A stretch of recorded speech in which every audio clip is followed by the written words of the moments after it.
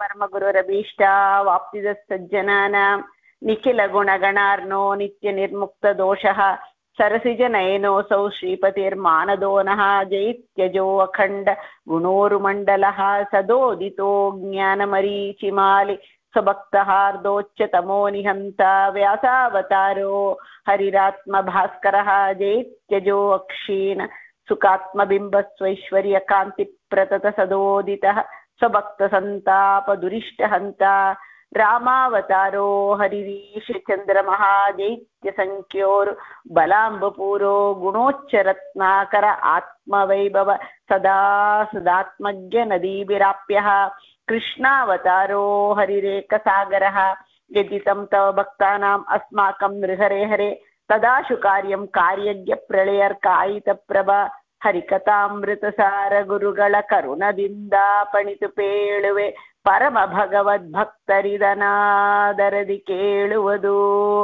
ಆದರದಿ ಕೇಳುವುದು. ಹರಿಕಥಾಮೃತ ಸಾರದಲ್ಲಿ ವಿಭೂತಿ ಸಂಧಿ 5ನೇ ಸಂಧಿಯಾದಂತಹ ವಿಭೂತಿ ಸಂಧಿ. ಈ ವಿಭೂತಿ ಸಂಧಿಯಲ್ಲಿ ನಾವು ದೇವರ ವಿಭೂತಿ ರೂಪಗಳನ್ನ ನೋಡಿ ಆ ದೇವರನ್ನ ಹೇಗೆ ಚಿಂತನೆ ಮಾಡಬೇಕು, ದೇವರು ಹೇಗೆ ಎಲ್ಲದಲ್ಲಿನೂ ನಿಂತಿದ್ದಾನೆ. ಈ 17ನೇ ಪದ್ಯದಲ್ಲಿ ಆ 17ನೇ ಪದ್ಯ ನೋಡಿದ್ದಾಗ ಅಲ್ಲಿ ಸತತ ವಿಷಯ, ಕೊನೆ ಸೆಕೆಂಡ್ ಹೆಮಿಸ್ಟಿಚ್ಲಿ ಸತತ ವಿಷಯ ಇಂದ್ರಿಯಗಳಲ್ಲಿ ಪ್ರವಿತತ ನೆನೆಸಿ, ತತ ನೋಡಿದೀವಿ.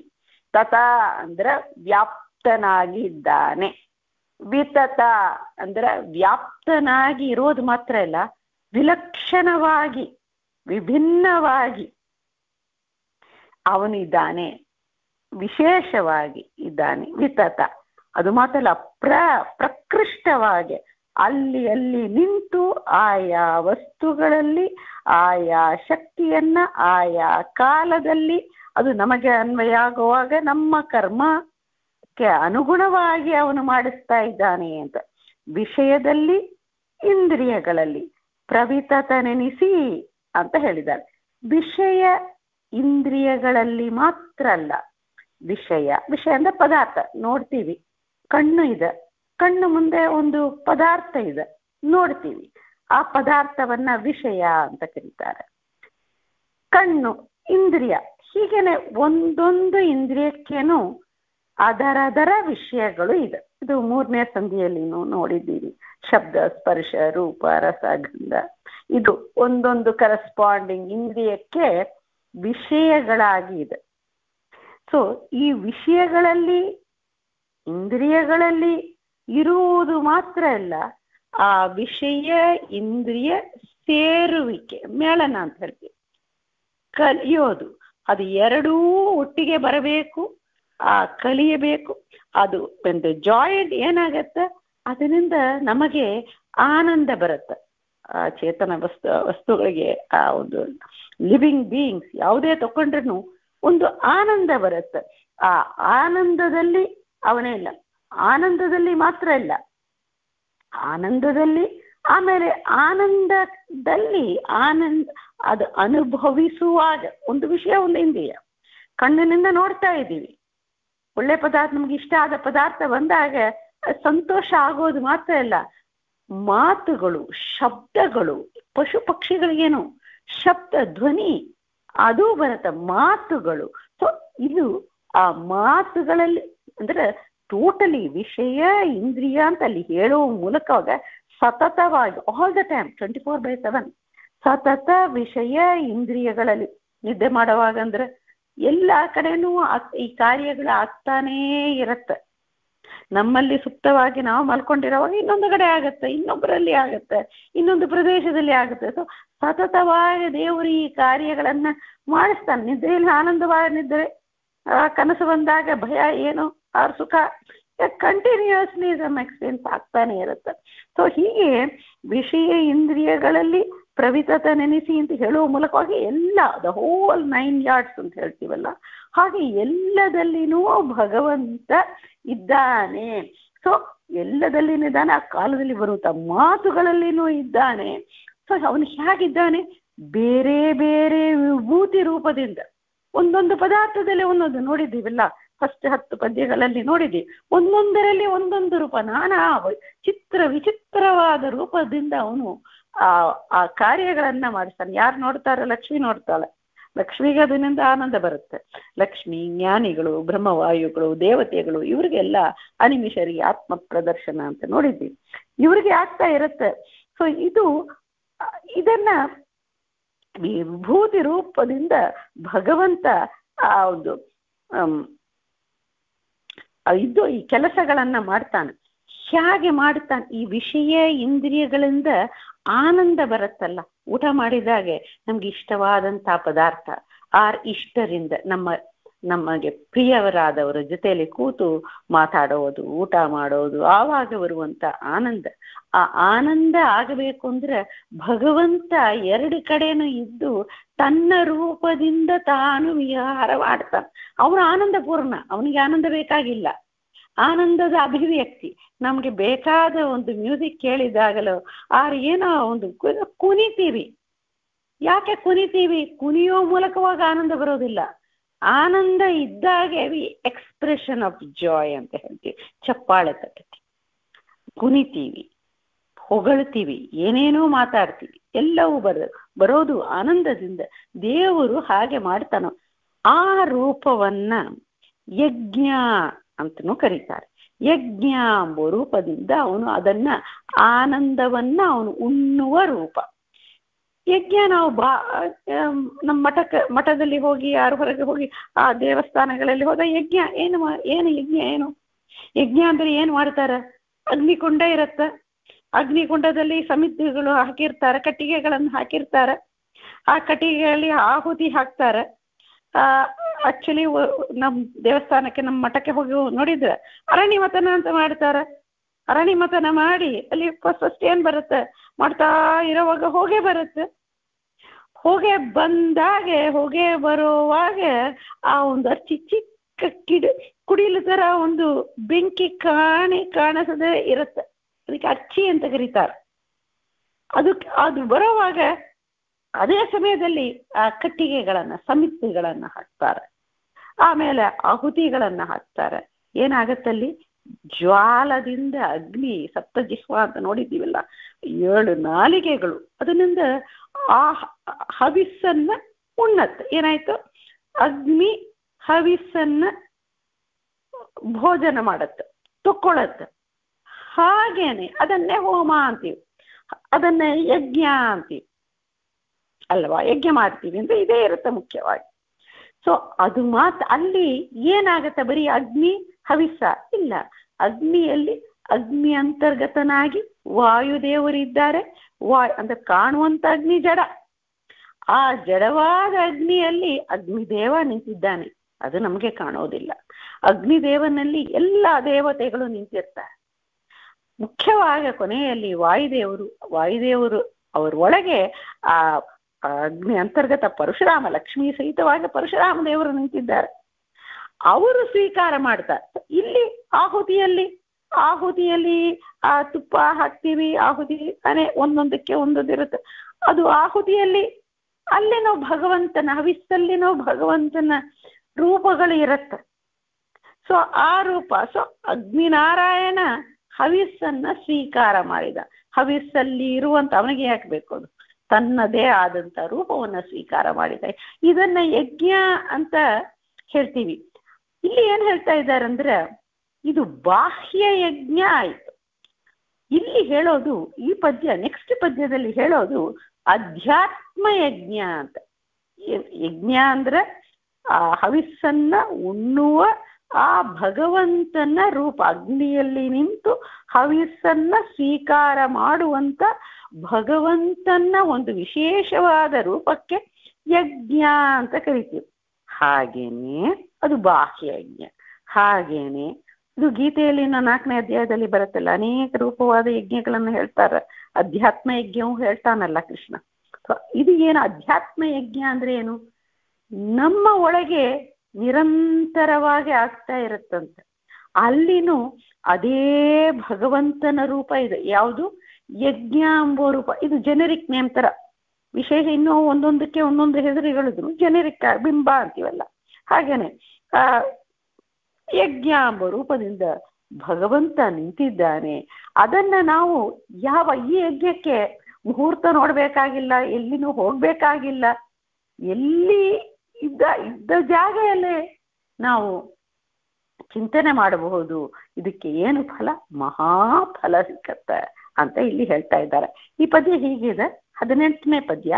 ಗೋಳಕವೇ ಕೊಂಡಾಗ್ನಿ ಕರಣವು ಮೇಲೊದಗಿ ಬಹ ವಿಷಯ ಸಮಿದೆಯು ಗಾಳಿ ಯತ್ನವು ಕಾಮಧೂಮವು ಸನ್ನಿಧಾನಾರ್ಚಿ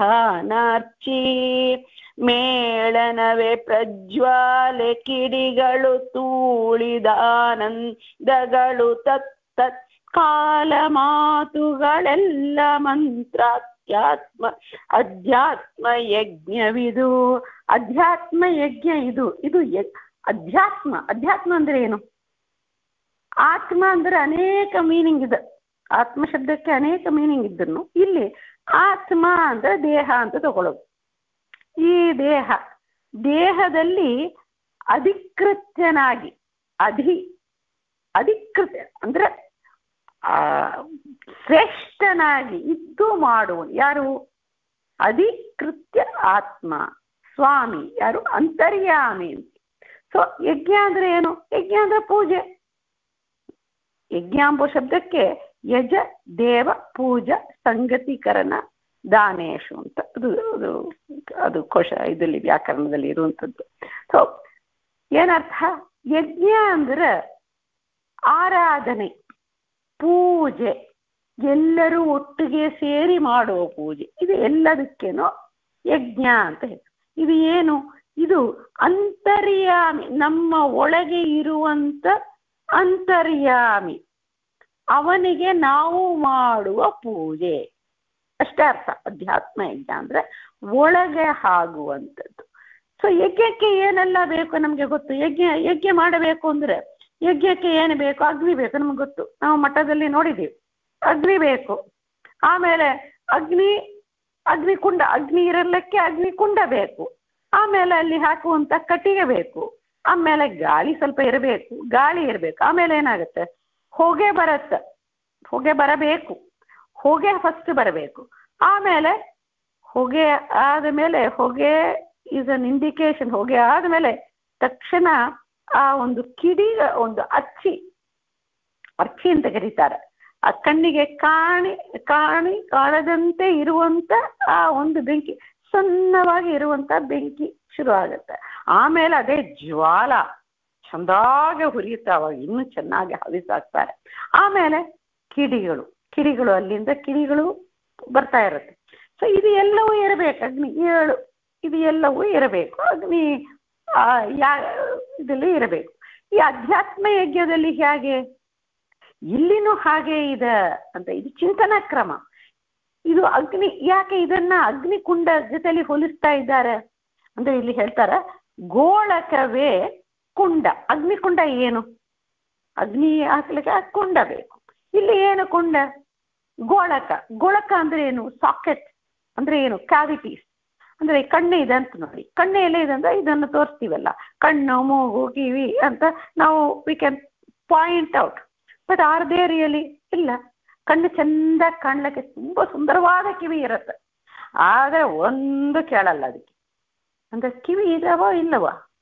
ಕಿವಿ ಅಂಬೋದು ಒಂದು ಕಿವಿ, ನಾವು ಕಿವಿ ಅಂತ ಬೊಟ್ಟು ತೋರಿಸ್ತೀವಲ್ಲ, ಕಣ್ಣು ಅಂತ ಬೊಟ್ಟು ತೋರಿಸೋದು, ಅದು it's just A cavity, it's only A socket. ಅದಕ್ಕೆ ಗೋಳಕ ಅಂತ ಕರೀತಾರೆ. ಇಲ್ಲಿ ಗೋಳಕ ಆ ಕುಂಡ, ಅಗ್ನಿ ಇರ್ಲಕ್ಕೆ ಸೇಮ್ ಥಿಂಗ್. ಅಗ್ನಿ ಎಲ್ಲಿ ಇದೆ? ಅಗ್ನಿ ಕುಂಡದಲ್ಲಿ ಅಗ್ನಿ ಇದೆ. ಹಾಗೇನೆ ಆ ಅಗ್ನಿ ಕುಂಡ ಇದೆಲ್ಲ, ಅದೇ ಈ ಗೋಳಕಗಳು. ಒಂದೊಂದು ಕಣ್ಣು, ಕಿವಿ ಅಂತ ನಾವು ಬೊಟ್ಟು ತೋರಿಸ್ತೀವಲ್ಲ, ಅದು ಒಂದೊಂದು ಗೋಳಕಗಳು. ಅಲ್ಲಿ ಇರುವಂತ ಕಣ್ಣಿಗೆ ಕಾಣದೇ ಇರುವಂತ ಶಕ್ತಿ, ಕಣ್ಣಲ್ಲಿ ನೋಡುವ ಶಕ್ತಿ, ಕಿವಿಯಲ್ಲಿ ಕೇಳುವ ಶಕ್ತಿ. ಸೊ ಹೀಗೆ ಒಂದೊಂದು ಇಂದ್ರಿಯಕ್ಕೇನೋ ಒಂದು ಶಕ್ತಿ, ಅದು ಕಣ್ಣಿಗೆ ಕಾಣಿಸೋದಿಲ್ಲ. ಅದನ್ನ ಅಗ್ನಿಗೆ ಸದೃಶವಾಗಿ ಹೇಳ್ತಾರೆ. ಯಾಕೆ? ಅಗ್ನಿ ನೋಡಿ, ಅಗ್ನಿ ಹತ್ರ ತುಪ್ಪ ಹತ್ರ ಇಟ್ಟ ತುಪ್ಪವನ್ನ ಅದು ಸ್ವೀಕಾರ ಮಾಡಿ ಅದನ್ನ ಕಂಪ್ಲೀಟ್ ಆಗಿ ಸುಟ್ಟು ಹಾಕ್ಬಿಡುತ್ತ. ಹವಿಸ್ಸನ್ನ ಸುಟ್ಟು ಅಂದ್ರೆ ಕಂಪ್ಲೀಟ್ ಆಗಿ ಉಣ್ಣತ್ತದು ಅಗ್ನಿ. ಹಾಗೇನೆ ನೋಡಿ, ಪದಾರ್ಥ ಊಟ ಸಮಯದಲ್ಲಿ ನಮ್ಗೆ ಇಷ್ಟವಾದ ಪದಾರ್ಥ ಬಾಯಿ ಹತ್ರ ಹೋದ್ರೆ ನಾಲಿಗೆಯಿಂದ ಆ ಒಂದು ಮೂತ್ ವಾಟರ್ ಆಗತ್ತೆ ಅಂತ ಹೇಳ್ತೀವಿ, ವಾಟರಿಂಗ್ ಅಂತ ಹೇಳ್ತೀವಲ್ಲ, ಜೊಳ್ಳು ಸುರಿಯತ್ತೆ ಅಲ್ಲಿ ಬರೋವಾಗಲೇ. ಸೊ ಅದು ಒಂದೊಂದು ವಿಷಯವು ಅದು ಒಳಗೆ ಸ್ವೀಕಾರ ಮಾಡುತ್ತೆ. ಅಗ್ನಿ ಹೇಗೆ ಹವಿಸ್ಸನ್ನ ಒಳಗೆ ತಕ್ಕೊಳತ್ತೋ, ಆ ಒಂದು ಪ್ರಜ್ವಾಲಿತ ಎಲ್ಲವನ್ನೂ ಸ್ವೀಕಾರ ಮಾಡತ್ತೋ, ಹಾಗೇನೆ ನಮ್ಮ ಒಂದೊಂದು ಇಂದ್ರಿಯವು ನಮ್ಮ ಕಣ್ಣು ಮುಂದೆ ರೂಪ ಇದೆ, ಇಮ್ಮಿಡಿಯೇಟ್ಲಿ ಇಟ್ ಕ್ಯಾಪ್ಚರ್. ಕಿವಿ ಶಬ್ದ, ಜಸ್ಟ್ ಗ್ರಾಸ್, ನಾಲಿಗೆಯ ರುಚಿ, ಮೂಗು ವಾಸನೆ, ಗಂಧವನ್ನ, ಸೊ ಹೀಗೆ ಒಂದೊಂದು ಇಂದ್ರಿಯಗಳು. ಸೊ ಅದಕ್ಕೆ ಈ ಒಂದು ಅಗ್ನಿ ಹವಿಸ್ಸಿಗೆ ಹೋಲಿಸ್ತಾ ಇದ್ದಾರೆ. ಅದನ್ನೇ ಹೇಳ್ತಾರೆ ಗೋಳಕ, ಈ ಕ್ಯಾವಿಟಿ. ಅದು ಕುಂಡ, ಅಗ್ನಿ ಕುಂಡ. ಅಗ್ನಿ ಏನು? ಗೋಳಕವೇ ಕುಂಡ. ಅಗ್ನಿ ಯಾವುದು ಅದರಲ್ಲಿ? ಅಗ್ನಿಕುಂಡದಲ್ಲಿ ಅಗ್ನಿ ಏನು? ಕರಣವು. ಕರಣ ಅಂದ್ರೆ ಇಂದ್ರಿಯಗಳು. ಆಮೇಲೆ ಅಗ್ನಿ ಆಯಿತು, ಅಗ್ನಿಕುಂಡ ಆಯಿತು. ಆಮೇಲೆ ಏನು? ಅಗ್ನಿಯಲ್ಲಿ ಹಾಕುವ ವಿಷಯ, ಹಾಕುವ ಹವಿಸ್ಸು. ಇಲ್ಲಿ ಏನು ಹಾಕುವ ಹವಿಸು? ಒಂದೊಂದು ಇಂದ್ರಿಯಕ್ಕೆ ಮೇಲೊದಗಿ ಬಹ ವಿಷಯ ಸಮಿದೆಯು. ಅದು ಅಗ್ನಿಕುಂಡದಲ್ಲಿ ಏನ್ ಹಾಕ್ತಾರೆ? ಫಸ್ಟು ಆ ಕಟ್ಟಿಗೆಯನ್ನ ಹಾಕ್ತಾರೆ. ಸಮಿತ್ ಅಂತ ಹಾಗಿಲ್ಲ, ಕಟ್ಟಿಗೆ ಅಂತ ಹೇಳಲ್ಲ, ಸಮಿತ್ತನ್ನ ಹಾಕ್ತೀವಿ ಅಂತ. ಸಮಿತ್ ತಕೊಂಡು ಬನ್ನಿ ಅಂತ ಅಂದ್ರೆ, ಸಮಿತ್ ಅಂದ್ರೆ ಬರೀ ಎಲ್ಲೋ ಇರುವಂತ ಕ್ಯಾಂಪ್ ಫೈರ್ಲಿ ಮಾಡುವಂತ ಏನೋ ಒಂದು ಕಟ್ಟಿಗೆ ಎಲ್ಲ ಅಲ್ಲಿ ಇಲ್ಲಿ ಆಗುವ ಆ ಕಟ್ಟಿಗೆಯನ್ನ ಹಾಕೋದಿಲ್ಲ ಹೋಮದಲ್ಲಿ. ಅದಕ್ಕೆ ಒಂದು ಶ್ರೇಷ್ಠವಾದ ವೃಕ್ಷಗಳ ಆ ಒಂದು ಕಟ್ಟಿಗೆ, ಅದನ್ನ ಸಮಿತ್. ಯಾವ್ಯಾವುದು ಹಾಕಬೇಕು ಅಂತಿದ, ಇಷ್ಟಕ್ಕೆ ಬಂದಂತೆ ಹಾಕೋದಿಲ್ಲ, ಅದಕ್ಕೆ ಕಟ್ಟಿಗೆ ಹಾಕು ಅಂತ ಹೇಳಲ್ಲ, ಸಮಿತ್ ಅಂತ ಹೇಳ್ತಾರೆ. ಅದು ಶಾಸ್ತ್ರದಲ್ಲಿ ಯಾವ ಗಿಡದ ಯಾವ ಶ್ರೇಷ್ಠ ವೃಕ್ಷಗಳು, ಆ ಶ್ರೇಷ್ಠ ವೃಕ್ಷಗಳ ಹೆಸರುಗಳು ಇದೆ, ಯಾವ್ದು ಹಾಕಬೇಕು, ಅದು ಹೇಗೆ ಇರಬೇಕು ಅಂತಲೇ ಇದೆ. ಹಸಿಯಾಗಿರ್ಬೇಕು, ಅದಕ್ಕೆ ಯಾವ ರುಜಿನ ಆ ಗಿಡಕ್ಕೆ ಬಾರದೇ ಇರಬೇಕು, ಆ ಇರುವಂತ ಸ್ಥಳ ಸ್ಮಶಾನ ಇತ್ಯಾದಿ ಸ್ಥಳದಲ್ಲಿ ಇರಬಾರ್ದು. ಅದಕ್ಕೆ ವಿಧಾನಗಳು ಶಾಸ್ತ್ರದಲ್ಲಿ ತುಂಬಾ ಇದೆ. ಹಾಗೇನೆ ಇಲ್ಲಿನು ಏನೋ ನಮ್ಮ ಇಂದ್ರಿಯಗಳು, ಕಣ್ಣು ಆಗಲಿ, ಕಿವಿ ಆಗಲಿ, ಮೂಗಾಗಲಿ, ಬಾಯಿ ಆಗಲಿ, ಯಾವುದೇ ಆಗಲಿ, ಇದು ಇಂದ್ರಿಯ ಗೋಳಕಗಳು. ಅಲ್ಲಿ ಇರುವಂತಹ ಶಕ್ತಿಗಳನ್ನ ಇಂದ್ರಿಯ ಅಂತ ಕರೀತಾರೆ. ಅದು ಅಗ್ನಿಯಂತೆ ಇದೆ. ಅದಕ್ಕೆ ಏನ್ ಹಾಕಬೇಕು? ಸಮಿದ್ಧ ಹಾಕಬೇಕು. ಅಂದ್ರೆ ಕಂಡ ಪದಾರ್ಥವನ್ನ, ಕಣ್ಣಿಗೆ ಆಗಲಿ ಬಾಯಿಗೆ ಮಾತ್ರ ಅಲ್ಲ, ಆಹಾರ ವಿಹಾರ, ಆಹಾರ ನಿಯಮ ಹೇಳ್ತೀವಿ. ಆಹಾರ ಎಂಬುದು ಫುಡ್ ಅಂತ, ಆ ಫುಡ್ ಫಾರ್ ಥಾಟ್ ಅಂತನೂ ಹೇಳ್ತೀವಲ್ಲ, food for the ice, food for the year, ಅಲ್ಲ ಅದರ ವಿಷಯಗಳು. ಎಂಥ ವಿಷಯಗಳನ್ನು ಹೋಮ ಮಾಡೋದು ಅಂತ. ಇದು ಅಧ್ಯಾತ್ಮ ಯಜ್ಞ. ಈ ದೇವರು ದೇಹವನ್ನು ಕೊಟ್ಟಿದ್ದಾನೆ. ಶಾಸ್ತ್ರದಲ್ಲಿ ಯಾವುದು ವಿಹಿತವಾಗಿ, ವಾಟ್ ಎವರ್ ಈಸ್ ಅಲೌ, ಯಾವುದು ನಮಗೆ ಇಷ್ಟ ಆದದ್ದು, ನಮ್ಗೆ ಇಷ್ಟ ಪ್ರಿಯ ಆದದ್ದು ಶಾಸ್ತ್ರದಲ್ಲಿ ವಿಹಿತವಾಗಿರ್ಬೇಕು. ಶಾಸ್ತ್ರ ಶುಡ್ ಪರ್ಮಿಟ್ ಇಟ್. ನನಗೆ ಇಷ್ಟ ಆಗತ್ತ ಅಂತ ನಾನು ಯಾವ್ದು ಬೇಕಾದ್ರೆ ಬಾಯಲ್ಲಿ ಹಾಕೋದಿಲ್ಲ, ಅದು ಯಜ್ಞ ಅಂತೀವಿ. ಬಾಯಲ್ಲಿ ಹಾಕುವ ಪದಾರ್ಥ ನಮ್ಗೆ ಇಷ್ಟವೂ ಆಗಿರಬೇಕು, ಪ್ರಿಯವೂ ಆಗಿರಬೇಕು. ಜೊತೆಯಲ್ಲಿ ಅದು ಅನಿಷಿದ್ಧವಾಗಿ, ನಿಷಿದ್ಧ ಪದಾರ್ಥ ಇರಬಾರ್ದು. ಯಾವುದು? ಬಾಯಿಗೆ ಮಾತ್ರ ಅಲ್ಲ, ನೋಡುವ ಪದಾರ್ಥ, ಕೇಳುವ ಪದಾರ್ಥ, ಮೂಸುವ ಪದಾರ್ಥ ಎಲ್ಲವೂ ಅದು ಯಜ್ಞ. ಅದಕ್ಕೆ ಸಮಿತ್ ಅಂತ ಹಾಕಿದ್ದಾರೆ. ಗುಂಡ ಮೇಲೊದಗಿ ಬಹು ವಿಷಯ ಸಮಿತ್ ಅಂತ ಅಂದ್ರೆ ವಿಷಯಗಳು ಅದು ನಮ್ಮ ಇಷ್ಟ ಇಲ್ಲ. ಕಣ್ಣು ಮುಂದೆ ಇದ್ರೆ ಏನೋ ಬರ್ತಾನೆ ಇರುತ್ತೆ. ಎಲ್ಲ ವಿಷಯಗಳು ಕಿವಿಯಲ್ಲಿ, ಎಲ್ಲ ವಿಷಯಗಳು, ಎಲ್ಲರ ಮಾತು, ಆಲ್ ಟೈಪ್ಸ್ ಎಲ್ಲ ಕಿವಿಯಲ್ಲಿ ಬೀಳುತ್ತೆ. ಕಣ್ಣು ಮುಂದೆ ಎಲ್ಲವೂ ಬರುತ್ತೆ. ಅದು ನಮ್ಮ ಕೈಲಿಲ್ಲ. ಅದು ಮೇಲೊದಗಿ ಬಹು ವಿಷಯ, ಅದು ಒದಗಿ ಬರುವಂತ ಎಲ್ಲವೂ ಆಗತ್ತೆ. ಆವಾಗ ಅದು ಯಜ್ಞ ಆಗೋದಿಲ್ಲ. ನಾವು ಅದನ್ನೇ ಪ್ರಯತ್ನ ಮಾಡಬೇಕು. ಅದಕ್ಕೆ ಏನು ಹೇಳ್ತಾರೆ ನೆಕ್ಸ್ಟ್? ಗಾಳಿ ಯತ್ನವು. ಗಾಳಿ, ಒಳ್ಳೆ ಗಾಳಿ ಹೇಳ್ತಾರೆ. ನಾವು ಯಜ್ಞ ಆ ಕಾಲದಲ್ಲಿ ಯಜ್ಞ ಮತ್ತು ಇವನ್ ಅಡಿಗೆ ಮಾಡೋದು ಆಗ್ಲೂ ಆ ಬೆಂಕಿಗೆ ಚಂದಾಗ ಉರಿಬೇಕು ಅಂತ ಆ ಬೀಸಣಿಕೆಯಲ್ಲಿ ಹಾಕ್ತಾರೆ. ಅದರ್ವೈಸ್ ಒಂದು ಕೊಳಲು ತರ ಇರತ್ತೆ, ಊದುಗೊಳಲು, ಆ ಕೊಳಲಿನಿಂದ ಹಾಕ್ಬೇಕು, ಬಾಯಿಂದ ಹೂ ಹೂ ಹೂ ಅಂತ ಮಾಡಬಾರ್ದು, ಎಂಜಲು ಬೀಳತ್ತ ಅಂತ. ಹಾಗೇನೆ ಆ ಯತ್ನ, ಆ ಗಾಳಿ ಯತ್ನ ಅಂತ ನಮ್ಮ ಯತ್ನ ಅಂದ್ರೆ effort. We have to make an effort to feed each ಇಂದ್ರಿಯ ವಿತ್ ವಿಹಿತವಾದ ಪದಾರ್ಥದಿಂದ. ಅದು ಮಾಡ್ಬೇಕು, ಅದು ಮಾಡಿದ್ರೆ ಯಜ್ಞ ಆಗತ್ತೆ. ಅದರ್ವೈಸ್ ಮೇಲಿಂದ ಮೇಲೆ ಎಲ್ಲೋ ಹೋಗ್ತೀವಿ, ಯಾರ ಜೊತೆಯಲ್ಲೇ ಹೋಗ್ತೀವಿ, ಏನೋ ನೋಡ್ತೀವಿ, ಏನೋ ಉಣ್ತೀವಿ, ಏನೋ ಕೇಳ್ತೀವಿ, ಹಾಗಲ್ಲ. ಇದು ಒಂದು ಯಜ್ಞ ಅಂತ ಮಾಡಿಕೊಂಡು ಇದಕ್ಕೆ ಯಾವ ವಿಷಯಗಳನ್ನ ಹಾಕಬೇಕು, ಒಳಗೆ ಹಾಕಬೇಕು, ಆ ವಿಷಯಗಳನ್ನ ಹಾಕಬೇಕಂತ. ಗಾಳಿ ಯತ್ನವು ಕಾಮಧೂಮವು. ಕಾಮಧೂಮವು ಅಂದ್ರೆ ಹೊಗೆ ಬರುತ್ತಲ್ಲಿ ನೋಡಿ. ಹೊಗೆ ಬರೋವಾಗ ಅದು ಅರಣಿಮತನ ನೀವು ಮಠಕ್ಕೆ ಹೋದಾಗ ನೋಡಿ, ಆ ಒಂದು ಅರಣಿಮತನ ಮಾಡೋವಾಗ ಸ್ವಲ್ಪ ಆ ಒಂದು ಹೊಗೆ ಬರಲಿಕ್ಕೆ ಶುರು ಆಗತ್ತೆ. ಹೊಗೆ ಬರೋದು ಒಂದು ಇಂಡಿಕೇಶನ್ ದಟ್ ಆ ಕಿಡಿ ಬರುತ್ತೆ, ಅಚ್ಚಿ ಬರುತ್ತೆ, ಸಮಿತ್ತು ತಕ್ಷಣ ಹಾಕಬೇಕು ಅಂತ. ಹಾಗೇನೆ ಕಾಮಧೂಮವು. ಕಾಮ ಅಂದ್ರೆ ನ್ಯಾಚುರಲಿ ನಮ್ಗೆ ಆ ಪದಾರ್ಥಗಳು ಇಷ್ಟ ಆಗಬೇಕು. ಊಟ ಮಾಡೋವಾಗ ಆ ಪದಾರ್ಥ ಉಣ್ಣಬೇಕು ಎಂಬುದೇ ಇಲ್ಲ, ನೋಡಿದ್ರನೆ ನಾಶಿಯೇಟಿಂಗ್ ಆಗಿದೆ, ಹೀಗಿದ್ರ ಉಣ್ಲಕ್ಕೆ ಸಾಧ್ಯ ಆಗತ್ತ? ಕಾಮನೆ ಬೇಕು, ಒಳಗೆ ಇಷ್ಟ ಇರಬೇಕು, ಇಷ್ಟಪಡಬೇಕು. ಆ ಇಷ್ಟ ದೇವರೇ ಕೊಡ್ತಾ, ರುಚಿ ಬೇಕು, ಕಣ್ಣಿಗೆ ಒಂದು ನೋಡುವ ಬಯಕೆ ಇರಬೇಕು. ಏನಿಲ್ಲ ಅಂದ್ರೆ ಆಗಲ್ಲ. ನೋಡಬೇಕು ಅಂದ್ರೆ ನೋಡಬೇಕಾದ ವಿಷಯವನ್ನ ನೋಡಬೇಕು, ಕೇಳಬೇಕಾದ ವಿಷಯವನ್ನ ಕೇಳಬೇಕು ಎಂಬ ಬಯಕೆ ಬೇಕು. ಇದು ಕಾಮ ಎಂಬುದು ಗೀತೆಯಲ್ಲಿ ಹೇಳಿದಂತೆ ಧರ್ಮಕ್ಕೆ ವಿರುದ್ಧ ಆಗದೇ ಇರುವಂತ ಕಾಮ. ಅದು ಯಾವತ್ತೂ ಸ್ವೀಕಾರ. ಬಿಕಾಸ್ ಇಚ್ಛೆ, ಡಿಸೈರ್ ಎಂಬುದು ಜೀವದ ಲಕ್ಷಣ, ಜಡದ ಲಕ್ಷಣ ಇಲ್ಲ.